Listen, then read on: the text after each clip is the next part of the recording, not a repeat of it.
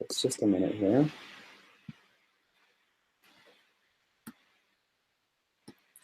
Okay, it looks like we have a live video stream on YouTube, and again, we're going to do the hourly sound and visual check. If somebody can poke in track 3 and let us know that you can see and hear us. We're broadcasting from Australia, so we're hoping for a great internet connection. Looks great so far, but we'll wait for your confirmation, everyone.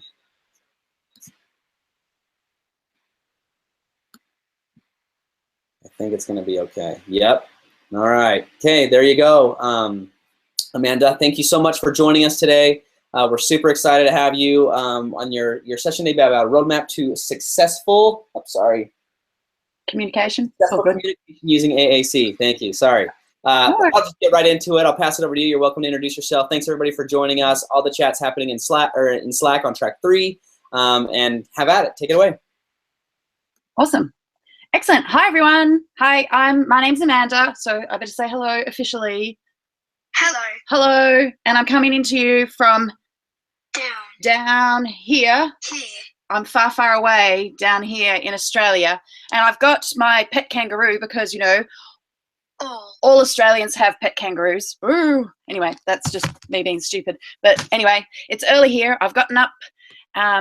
It's like 5 a.m. I'm just going to go and share my screen so we can go ahead and get started on our presentation for today. So thank you all for joining me. We've got 50 minutes together today, and I'm going to be watching Slack, so if we have questions or whatever, we can go from there. However, if I don't answer your questions live, I will check in on the Slack channel,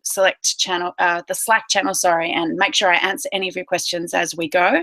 So today we're going to be talking about successful communication using AAC, and good, I'm glad. Other people have pet kangaroos as well. It's important. So yes, today is all about successful communication. And my name's Amanda. I'm a speech pathologist. I work with the team at Assistiveware.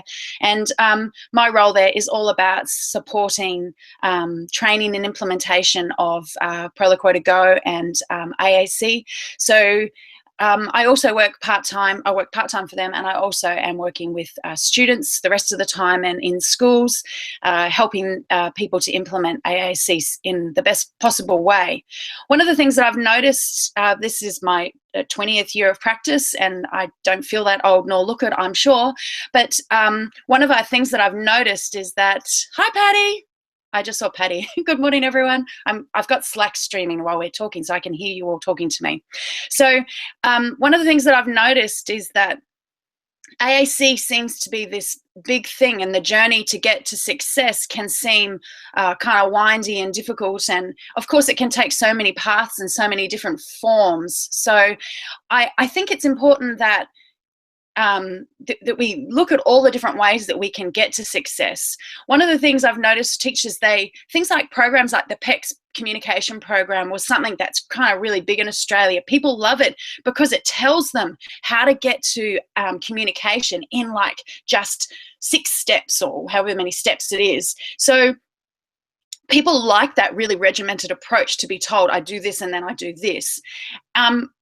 To get to full communication and build language and real communication, I think that it doesn't seem to be as many. So I've decided today, I've put together how you can get to successful communication in just 17 simple steps. I couldn't make it any shorter than that, but let's break it down. We're going to look about getting ready, get set, and then go. And hopefully wherever you're at in your AAC journey, hopefully you can chip in and take away some practical ideas to help with setting yourself up for successful communication. So let's get ready. How do we get ready for AAC? Some of it is in our positive attitude and philosophies of how we set out on our journey. Of course, we're always taking that presumption of competence, that we're not saying that any kid is to any, there's no prerequisite skills that they should be demonstrating or ages.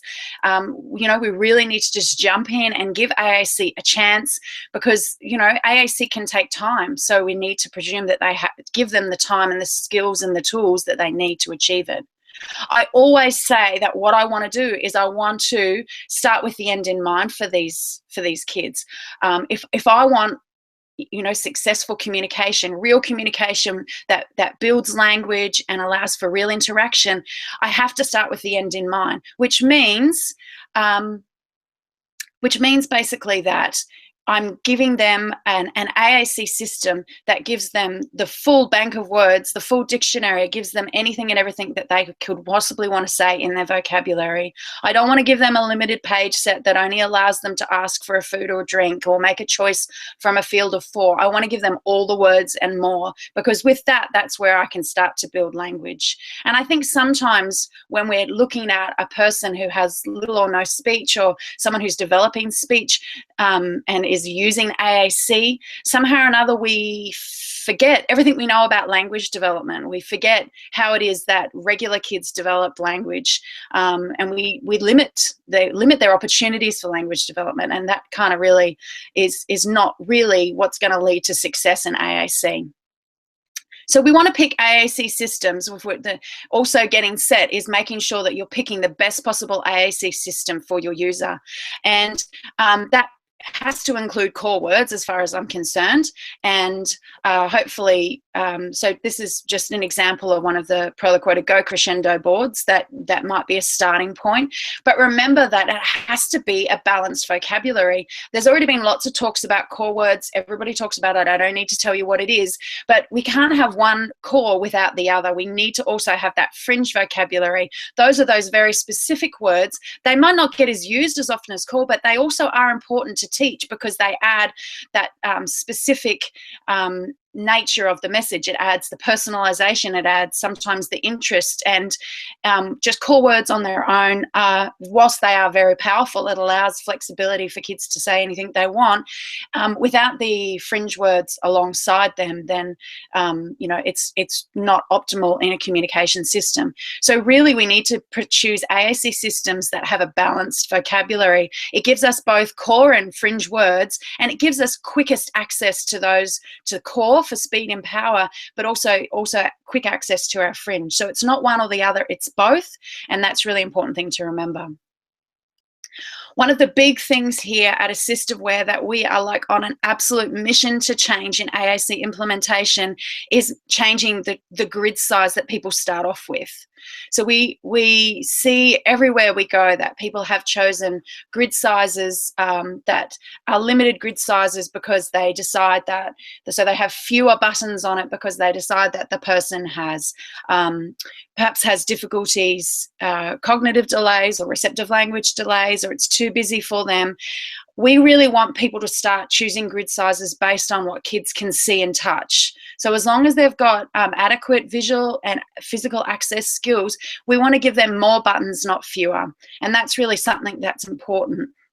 So you might start with a bigger grid size like this, with bigger buttons like this, and then in time you might decide to change that and give them more buttons as they become more proficient. The problem with taking this sort of approach is, of course, that all the buttons change location as you go. So it's probably, you know, it's not ideal. The kids are having to relearn their motor plan for where the words are on their system. So that's not an ideal situation. So instead we would say choose the buttons, the number of buttons that they can see and touch. And it might look something like that you're seeing on the screen at the moment, which is an 8x12 layout. It's a grid size. Yes, there's lots happening on there, but I can use this board with blinkers. Even though I've got all those words, it doesn't mean that I'm using all of these words right from the get-go, but at least I have them there and I'm ready to use them should I need to. One of the new features in Proloquator Go 5 that's just been released is a feature called Progressive Language, and you can head to our website and I'll put up the link for more information about this. But basically it allows us to hide or mask off words, you know, so that we can present still a larger grid size, but we can mask off or hide some of the words, and then step step by step progressively add those back in so that we're progressively adding more and more language for you. Okay, someone's just asked at the beginning, I said that I've got a list of 17 easy steps to successful AAC. Yes, I'm going to be producing, I've got my slides that I can share with you via Dropbox when we're finished today. So hopefully that will answer that for you. So sorry for interrupting the flow of my presentation. If I see a question pop up on Slack that I can answer, I'm just going to try and go ahead and answer that as we go. So hopefully, if you have questions, you can pop them up there and we can try and answer them as we go. So yes, the new feature, Progressive Language and Proloquo to Go, the mission for us was to make it more accessible or easy, not so scary for teams to make really, really good decisions about the AAC system and more specifically the particular grid size that they would start with a student. And I think that's really important. Okay, so we're still getting ready. We're still getting ready for AAC. We're choosing an AAC system. We're going to choose the grid size. Of course, we're going to choose the voice that we like because, you know, that's really important too. Next, of course, I'm going to personalize my vocabulary. So that means, of course, like every good Australian who eats Vegemite every day, I'm going to need more Vegemite front and center, easily for me to access. So I need to have that on my food page. I'm going to add that. I need to move up the word kangaroo because, of course, as I said, I have a pet kangaroo because like all Australians do. No, I'm only joking, we don't. But I need to put the word kangaroo somewhere where it's easy to access if that's something I talk about a lot. So even though I've got all my core words, alongside that, I want to personalize my vocabulary. And I don't know, I just love and if I was a kid and I had to choose something to do with my family, I would be choosing my 3 daughters, that's their game of choice at the moment. So I want to like think about, yes, Vegemite for every Australian. Thank you very much. So I think that this is just an important part of getting set. Kids won't go consistently back to their AAC system if they do not have, the words that are most important to them, and it could look different for whatever words are important to your kid. Another thing that we can start thinking about and talking about when we are setting up our AAC system for our kids is whether we just use the core words and the fringe or whether we might develop some activity-specific boards. Now you can see this is an example activity-specific board for when I'm at the bar. As far as I'm concerned, this board is going to help me get really drunk for the night, but I don't know how many meaningful conversations I'm going to have using it. So it's important that whilst we have some activity-specific boards at times, and there's times and places where you would, I don't think that activity-specific boards for every specific activity that we do around the place is important. Here's another example. If I had, using the example of if I had done up a board for for when we were playing together, playing a game of this will give me good success when I first start out, because all the words that I need to play are here. So I can make you pick up 4, I can change the color, I can use words like win and lose, and everything that I need is right here. But how does that help the child or the AAC the learner? How does it help them to learn where they'll find their words in their AAC system later? If I have this board and then later on I want to talk about the new red shoes that I got, am I going to have to find my way back to my board because that's where I remember the word red is? Or would it be better for me to learn that the word red is actually always in my describing words folder within my AAC system? So we have a really fun line within our AAC systems of how we set them up, how we're getting them ready for success in AAC. And whilst some activity-specific boards might be useful for buy-in and to get that fast success, ultimately our biggest commitment for our kids is to help them learn where the words are within their AAC system, so they can go out and find whatever word they need to say to meet whatever situation. And I find that when I see schools using too many and families using too many activity-specific boards, we're not seeing a lot of generalization in terms of the kids remembering and learning where words are within their actual system to use them functionally later. Okay, all right. So we've gotten ready. We've gotten ready. That's the first phase in the system. So we've got all our good attitude. We're presuming competence. We've got a really solid AAC system set up, ready to go. Now we have to get set. We have to get that environment set up, because we know that AAC won't happen without the combination of these things. And of course, the most important step in this is setting up the environment for AAC. You need to, you know, AAC needs to be set up and ready to go, instant access. It has to be always available. You have to be able to grab it instantly. You have to have your iPads charged and at the ready, but you also want to have low-tech backups as well. So all of those things are really important, setting up the environment. So here's a couple of pictures. Some of my friends, my friends Debbie and Kelly, who are down in Melbourne in Australia, absolute rock stars, and you know, they strap on their their iPads and take it with them everywhere. They always have it, because guess what? Communication is always occurring, as Gail Porter would say. So we need to make sure that we always have it available. Here's some other examples. One of my schools recently had some printed on like aluminium and hung up in the playgrounds, which look fantastic. Other teachers have contacted them so that they're on their desk, they're ready to use. So these are just some ways that we would set up. So again, having your iPad there, wearing them on lanyards, ready to go. Another thing that what's a really good plan is to make sure that you get started using a paper-based a book or a light tech version of the AAC app.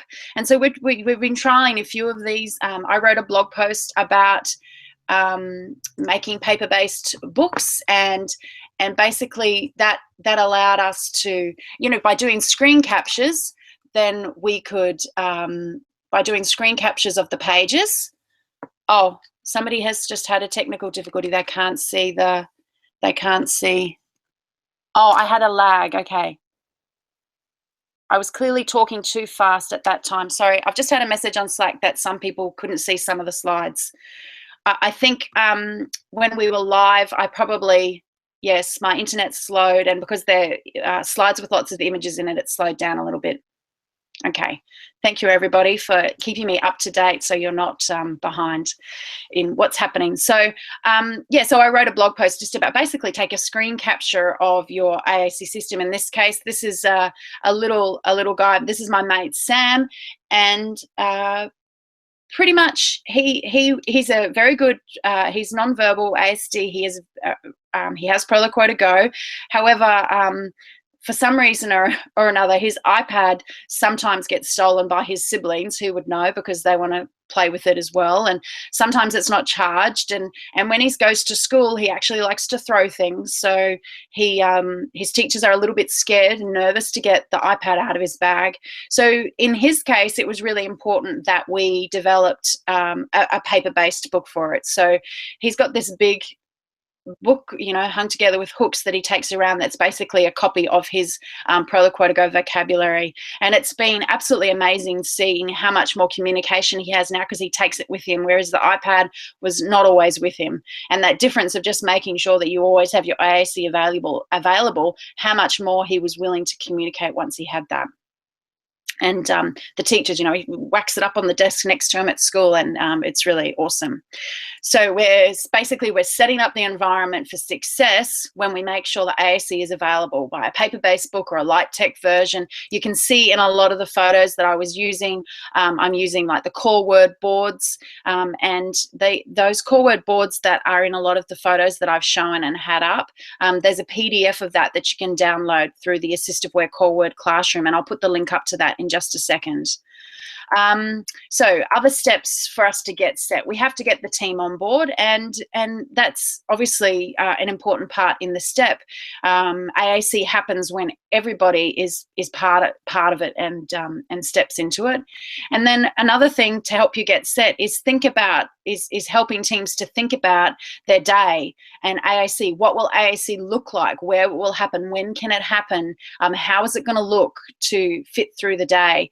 You know, we as much as possible, we want to have as many opportunities for communication using our AAC as is practically possible. And so working through with teams through their routine and seeing where it can fit in is really important to help them to get set. Okay, so We've gotten ready. We've chosen our AAC system. We've gotten set. We've got our environment set up for it. Now we're going to go. Let's have a look now about some of the main strategies and then some practical ideas of how you might help AAC to go. So basically, one of the big things that we talk a lot about here at Assistiveware is the communication functions and the different reasons in which we communicate and engage with the world around us. We want to make sure that we look at all of these different communications. We want to look and see, where is the kid right now? Like, what do they use? Okay. How are they communicating? Are they communicating choices? Are they making requests? You can see the little bottom corner down here, the expressing needs and wants, is just one little tiny square in the whole scheme of communication. And even though you get good bang for your buck and kids are often really motivated to make choices, if we only ever give them the language that they need to make choices, then they're never going to develop full language. So we've got to make sure that we look at all of these other communication functions, because there's so many different reasons why we communicate. And if you look at these by making a choice about something, like I would do some planning with teachers or parents. I'd say, okay, that's great. They can do requesting. What would be next a really functional thing that you would love them to do? And they might say, oh, I'd love them to be able to ask for information. I'd love them to be able to give an opinion. And once we set that as a goal or a strategy or an idea for a kid, then it helps us to select what kind of words and language we're going to start modeling or showing or teaching for the kids. So, for example, if we said, okay, I really want the kids to tell us what they think, to give their opinion of things. So then we've got words like and don't like and good and bad and all of those beautiful describing words that we can start thinking about. And there's lots of examples of that. So that would be really, when I'm starting to go and really implementing AAC, this would be one of my go-to things that I would be looking at with teams. And then, of course, we're going to talk about modeling it. And obviously, again, I don't need to talk heaps and heaps about modeling for the main part, that I know that there's lots of other great sessions that was going to give you lots of practical examples and ideas about modeling. But probably the main thing that I would like to say about modeling, showing, I've got a few slides there, but we'll skip them. Two of the things that I feel are the biggest stumbling blocks in modeling that I see when I'm working with teams, be it families or teachers, is that expectation that I can model, I can show you how to use this AAC without expecting anything in return. So I'm happy to just model to you, to show you how the words go together. I don't expect you to have to respond immediately. I don't expect you to have to come right back at me and answer a question. I'm happy to model because I realize that I'm making deposits in your bank. I'm teaching you and showing you about how words go together and what language looks like. And then, once you've had that time to listen and learn it, then, when it's possible, you can start using that AAC to communicate back with me. So that's one of the fundamental things that I think a lot of people struggle with, just that modeling without expecting anything in return. And the other thing that I see is that people stop modeling. They go, oh, yay, the kid can use AAC now. We don't need to model anymore. And that's just not right. What means is that we just need to keep modeling. We need to model different words. We need to model longer sentences. Maybe we need to start modeling some grammatical stuff so that they can really learn language, because language is not just putting the words together, it's the grammaticality of it as well. So there's always extra things that we can be adding with our modeling. So I'm not going to talk any more about that, but I do think by going by my schedule, I probably have time to just play you a quick video. So just excuse me while I pull it up here and find it. And I know that it's just like a little skinny screen, and hopefully with all the streaming and the internet that we've got going on here, you can see this video as it plays. So this is a video of a young man that I work with, and he's actually quite an advanced ProLoquotiGo user. He's been using it for a long time. He's also a sign user. So in Australia, we have slightly different sign language. So if you see me doing sign language and you think, hey, that looks really different to how we do it here in America or from wherever you're streaming in, just ignore that, because I'm doing Australian sign language, or Auslan. And yes, he's quite a good signer. So let's just watch this video. I wonder, Do you think that we will be able to... Oh, he was a little bit camera shy. He didn't want to be really included in the video. So that was him telling Mum, get it off me. And also, this is a book about a sheep. That's why I did a bar, which was kind of creepy at the beginning. But just ignore that and let's go. Do you think we'll be able to see the green sheep? Yeah. Do you think we'll be able to find him? Yeah. Okay, let's see. But that's not the green sheep. That's not it. No. What's that? Let's see. Oh, I can see. We can say here is the colours. Blue. Here is the blue. I know what it is. It's a thing. It's an animal. It's what is it? Can you help me find the word for this? Here is the blue. Oh, you found it too. Sheep. Here, blue sheep. Here's the blue sheep. Yeah, cool. What's next? Okay. So, we're going to go through. We're going to find the red sheep now. Blah, blah, blah. In the bathtub. Oh, that's a sheep in the bath. So I've modelled in the bath. Oh, my goodness. That's funny. What about this one? Oh. Just so you know, this book is called Where is the Green Sheep?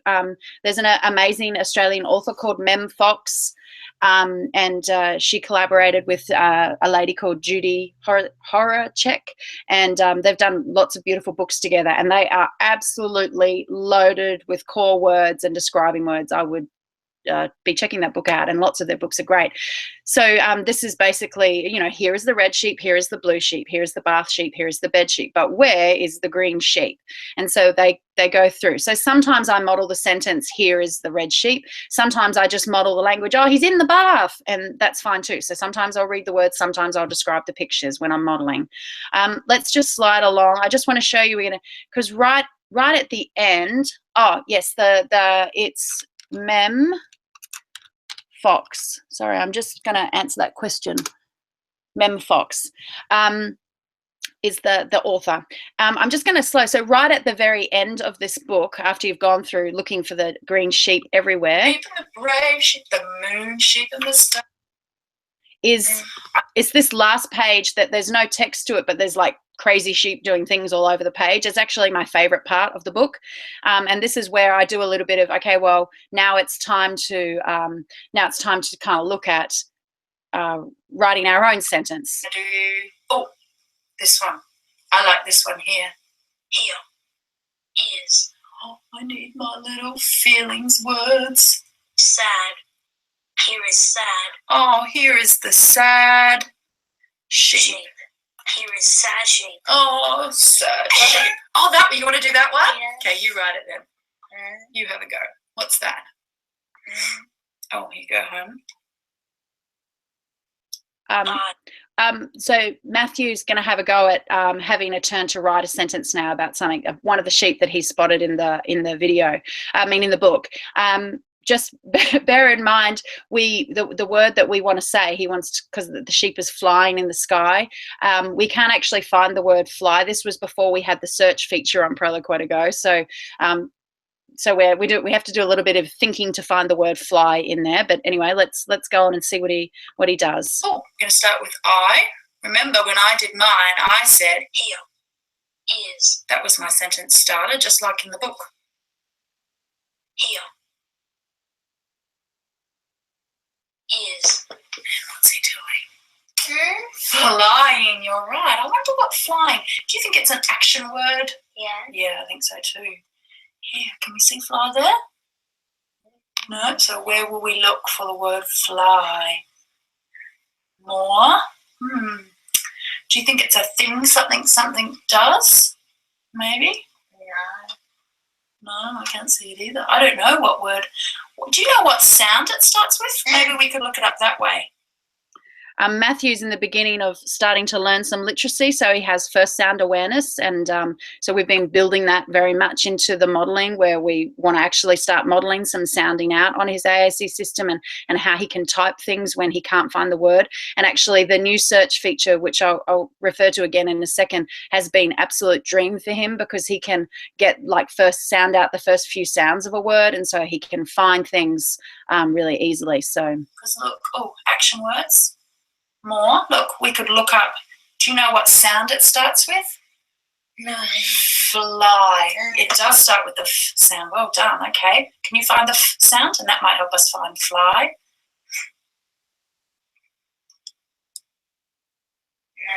There it is. Good job. Can you see fly now? Yeah. Yeah, there it is. Fly. Here is the flying what? It's an animal. Sheep. Here is fly sheep. Here is the flying sheep. Awesome sentence. So we use the A to Z list. So there's the in Proloquo Go, the verbs and the adjectives, the describing words are also sorted into A to Z lists, which makes for a really nice literacy activity. Anyway, I'm sure you're all dying to know, but the green sheep, he was there. He was fast asleep under a bush at the end. So that's where the green sheep was hiding that whole time, that cheeky little sheep.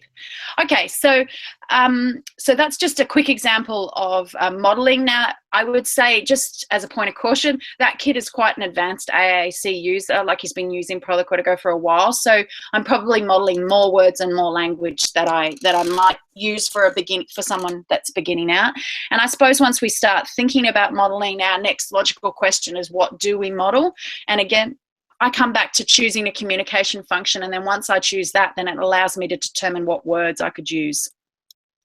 What words I would use for that. So there are lots of resources out there. One of the things that Assistiveware we've developed is we've put together some kind of planning documents that help people think about the words that they might use for a particular activity.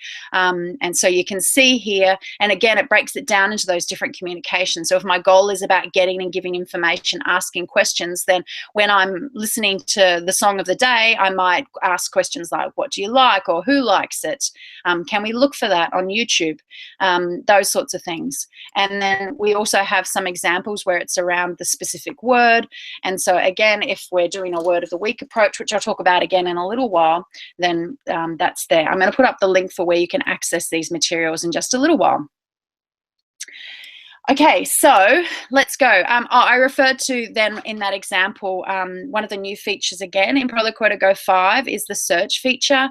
You can see you can start typing in and it will, somebody's just put up that they've been printing off some of the materials from the Core Word Classroom for staff. So that's great that people are out there and using them. I'm always really excited to hear that sort of thing. So again, I'll put up the link in just a second of where that is. Great, thank you. We really appreciate any feedback that people can give us about the materials we put together. It's been a fun process to do. So one of the new features in Proloquo Go is the search feature. And so now I can start typing in a word and then it will teach me the pathway of where that word is. One of the things that I've noticed in almost all my teams that have upgraded to search, I've seen their modeling get so much more proficient. You know, they're not hunting and pecking for the words now. They're using search and then they're finding their way to those words a lot easier. And as I mentioned in Matthew's case, he's loving search because he's got that. So even the user, it's great for the teams, and but it's also fantastic for even for the user as well. Okay, so we're going to, I'm just going backwards and forwards here. So we were talking about what words we would choose. I showed you a couple of examples of some planners and guides for that.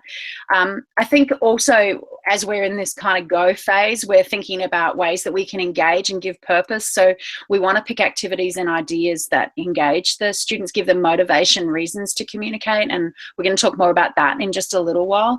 But it's also one of the most important things that we can do during this phase is work on the communication environment, and more specifically, look at the skills of the partners and the people around them. Because AAC is only going to happen if the environment or the people around them really makes a difference. Okay. So someone has given some feedback. I'm going to read and respond to that. I'm just looking on Slack. Someone's written something about what they wish for in the Core Word Classroom. So I'm going to read that and respond to that later. Thank you very much, everyone, for your comments as we go along today.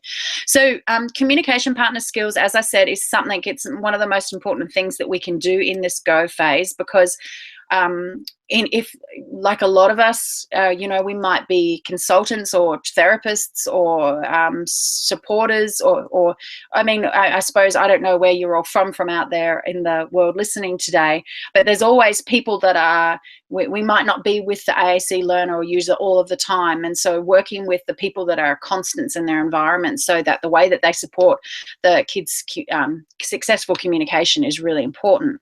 So of course we always model. That's just a given now. We've established that. We're going to do that.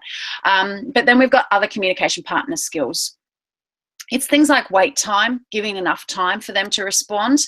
And somebody's asked a very specific question about Proloquo Go. I'm going to come back and reply to you in just a second, okay? At the end of the session, I'll come back and make sure I've answered every question that comes up in Slack. So apologies for not, I'm going to just keep going for now. So yeah, one of the most important things for communication partner skills is wait time, giving them enough time to take up their turn talking, and that you don't just wait like, you know, looking at your phone while you're kind of vaguely waiting. I'm going to wait with an expectant pause, looking at them and you know, indicating, come on, it's your turn, it's your turn. That whole expectant pause is really important. And then once I get past that, so I've done the modeling, I've waited, I've given them time. Naturally, as the people in their environment, we want to look at how we provide them prompts or cues or little helping hints to help them get started. And that's fairly natural for all of us as educators and supporters of kids. We want to give them that helping hand. But there are good ways to prompt and not so good ways to prompt. So providing things like verbal prompts like, oh, I think it's an action word. Let's look in that folder. Providing verbal prompts like that is really useful. Providing gestural prompts like, oh, look, I think it's over here. Or, you know, whilst you're pointing to the display to indicate, you know, where they could be looking for the word, those are okay. I think it's less okay to provide full physical prompts where you grab their hand and help them to push the button, because a lot of the research shows that they're going to learn more from modeling than from you grabbing their hand and making them do it. So, and again, I know that's probably a topic that's being discussed through this week, so I won't say anything more. So you've modeled for them, you've provided them wait time, you've provided them prompting. The next thing is what do you do? How do you respond to their attempts at communication? Because what we do there next is also really important. So basically, for response strategies, it's things like that we acknowledge their attempt at communication. We might attribute meaning. So they might say the word hot, and even though it's kind of winter, because it's winter in Australia and it's cold, you might say, oh yes, I think we should have hot dogs for dinner tomorrow night too. So you attribute meaning to a word so that they learn when they touch something that it means something.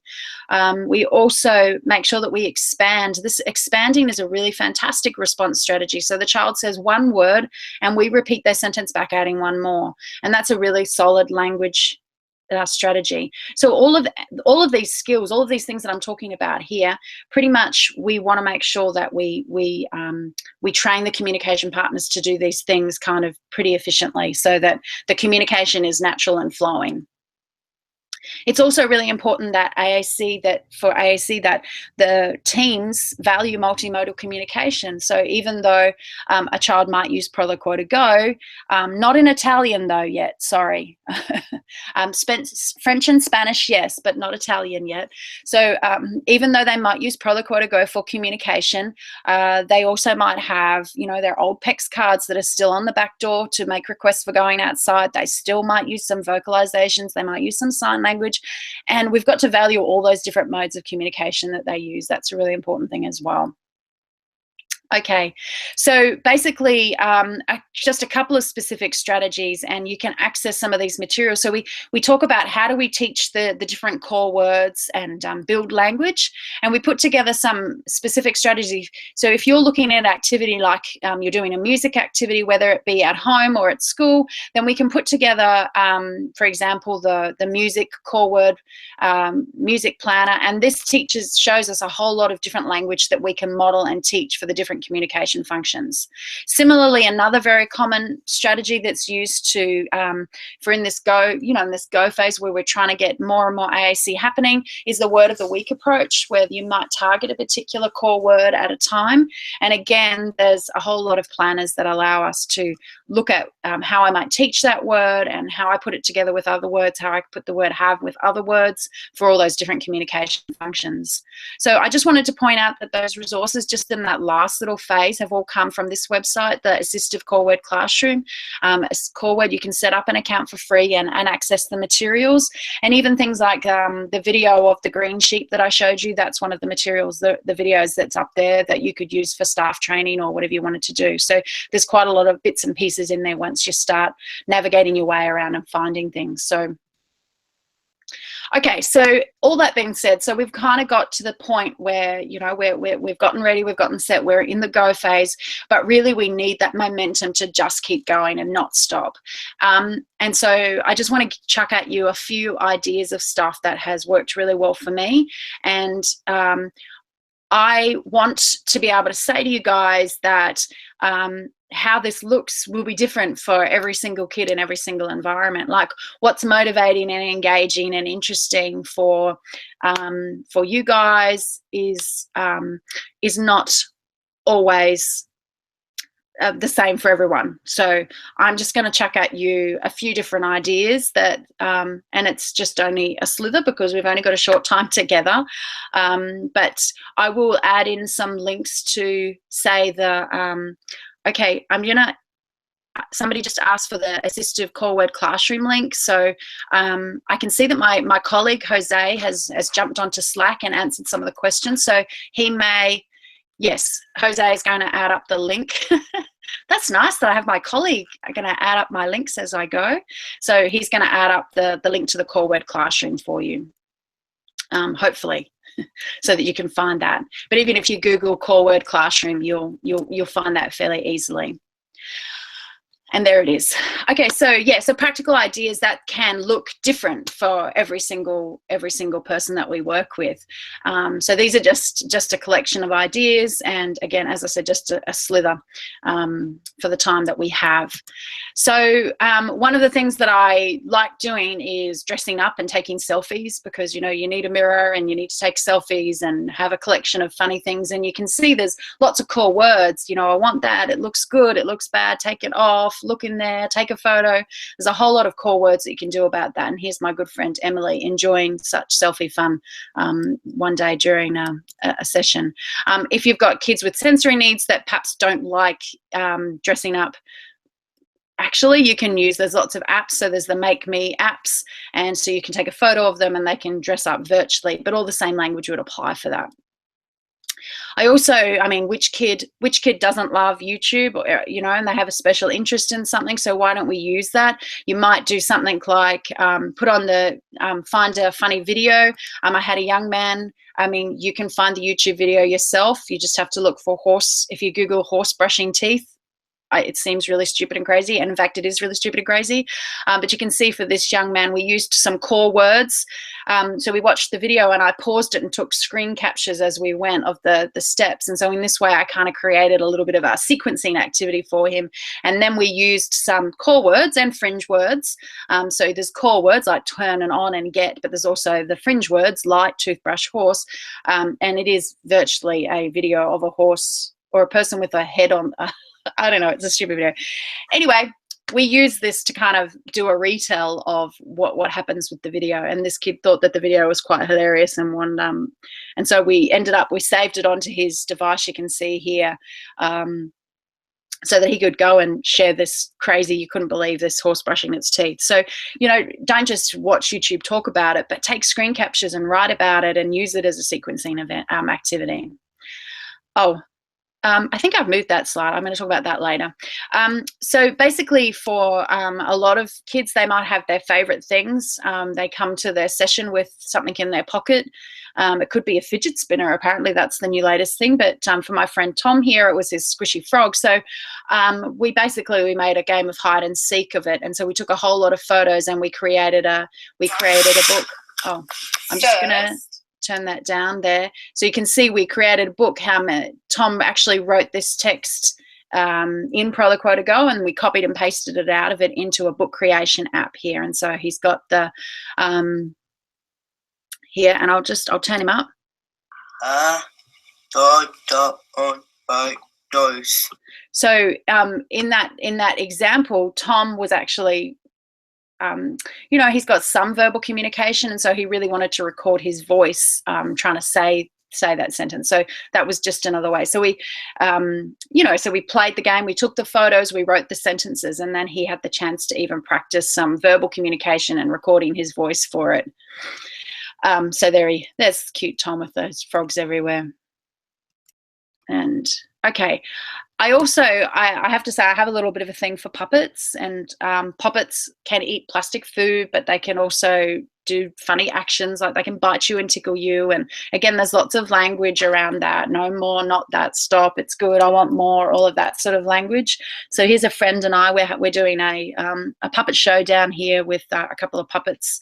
And this is in a classroom, we're feeding the fish, modeling some language whilst we're feeding the fish. So, you know, you just want to look at things that kids love to do and try and build it. And even though, you know, we also have curriculum and curriculum demands to achieve in our classrooms, there's ways that you can do it. Like you could say, for example, while we're feeding the fish, we could have healthy food and not healthy food. And so you could be building into your science unit where you're having, or health unit or whatever you call it, so that you have that determination, oh, it's healthy, not healthy.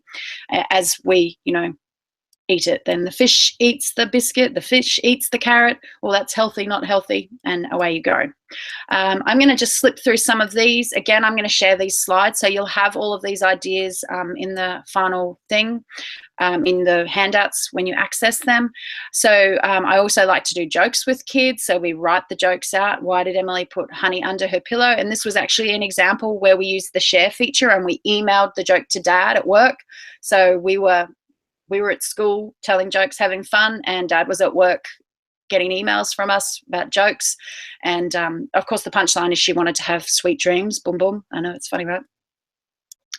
We also can do things like personal stories where, you know, you can use, you know, apps like Pictello to add photos. They write what they wanted to do, copy and paste out of them.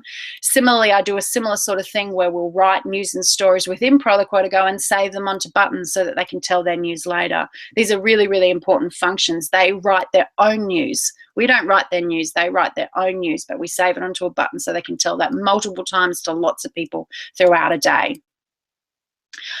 Music is really a fantastic and motivating activity, and for any age group, there's lots of core words that you can establish and model during music.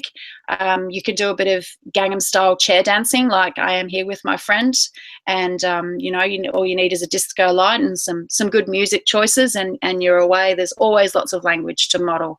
And just as a bonus tip, basically we have there's two apps, iPhone apps, iPad apps, called Songify and Auto Rap. You can turn any voice into a song or to a rap, so it's kind of a really fun thing. You can write something on your AAC system and then record it into Songify, and it turns it into a song. It's kind of crazy, but it can be really fun.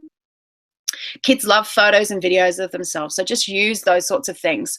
Rather than getting cranky at Sam for climbing under the desk and being non-compliant, we made it into a game where we took photos of it and then we brought it back and we modeled language under, he's on, he's hiding, all of that sort of thing. And there's lots of toys and games that are out here. Here's my friend Fraser enjoying that light spinning top and building the amazing Humpty Dumpty wall. And again, I'm just thinking about ways that I can engage and motivate the kids. And I also love books. You saw this is the one example of you can take an elephant on the bus, but there's lots and lots and lots of books that you can use. So that was the example of the green sheep that we saw in the video, sorry. You can see an example of us having saved some of the sentences that we wrote about the green sheep. And you want to make sure that you also add cool vocabulary, because that's totes amazing, which doesn't sound so cool when I say it, but anyways, you want to make sure you add these kinds of things. And in fact, to the point, you know, I spent a whole session with one of my kids actually. There you go. We programmed a whole lot of emoji. So now he can say, talk to the hand to his mum, and too bad, so sad to his sister, which he quite likes to do, because everybody wants to communicate with emoji as far as I'm concerned. So through all of that go, go, go, you know, it's really about just keeping your momentum up and not stopping. And even though there's lots of different things that I imagine there's heaps and heaps of other ideas that you guys in the world out there have it's really important that you keep in that go phase, and you're constantly reviewing, you're looking at what's working, what's not working. You don't ever stay on one track or one word. You're constantly adding, because it's really about, at the end of the day, creating opportunities to build language. And once kids have language, it gives them real communication, not just saying the things that we think that they want to say, them actually communicating real messages to us, which is just so amazing and powerful and exciting when we see it. So it's amazing. Of course, there are always going to be roadblocks, and I'm gonna just head out of my slides now, so just to talk about them really briefly. One thing that I see, because we're almost at the end of our time, is that people give up too soon. So you've got to really encourage people to just not give up. I also see people don't give it enough time. They do not do enough modeling. They don't give it real time to see it happening. So we really need to work on that. Well, I also see a lack of training and support, not just on how to use the app, but really that implementation piece of how it would look in their classroom, and they need help with that.